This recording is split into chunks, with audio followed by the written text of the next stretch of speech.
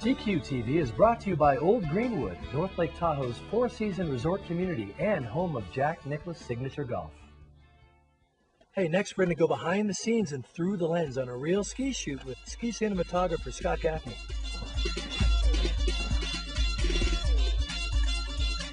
Who, by the way, is an amazing free skier himself.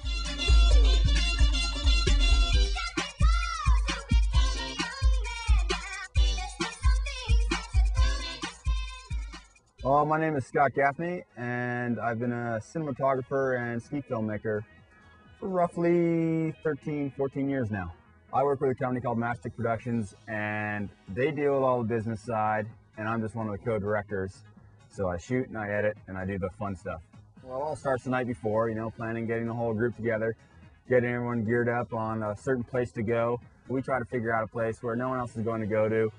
We're kind of assessing what the snow conditions will be there, what the weather's going to be like, and then we'll wake up, I don't know, say around 4 to 4:30, beat the dawn, get out there for that early morning light, because early morning light is pretty much crucial, as things look a whole lot better if you're shooting when the sun first rises.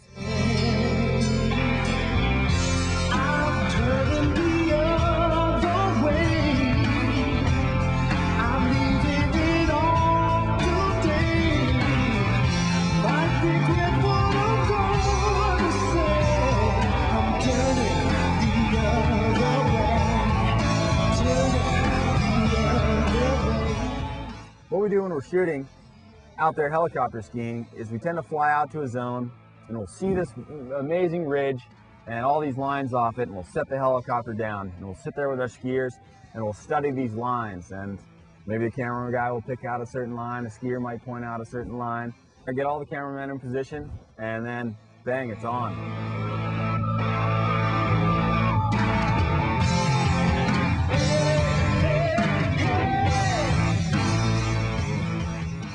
No videotape here. Gaffney's what they call a real film guy.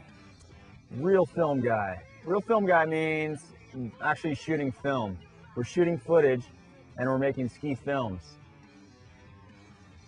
The company I work for shoots 16mm film exclusively, and there are only a few companies left who do that. You know, it has a softer image to it, nice color, and it's a hell of a lot more expensive, so you're really selective in what you shoot. You're making all the decisions in what's going to be slow motion, how much you're going to crank up the motors. You practice it, and when skiers go out for a day, they're not expecting to have one of their epic days of getting in 20 runs of the sickest stuff. They are basically maybe going to get 4 or 5 runs in, because it's a really slow process of moving cameras around, getting into position, changing film, and once you go through a roll of film, which is 12 minutes, then you've got to throw the film in the tent, put your can in the tent, get your hands in there, and you're doing everything, just sitting out there, your skiers are waiting, kind of fumbling around. You're not looking at what you're doing because the film has to stay totally black or else it gets exposed. It's just a whole different process than throwing a little tape in the camera and going, click on it, go.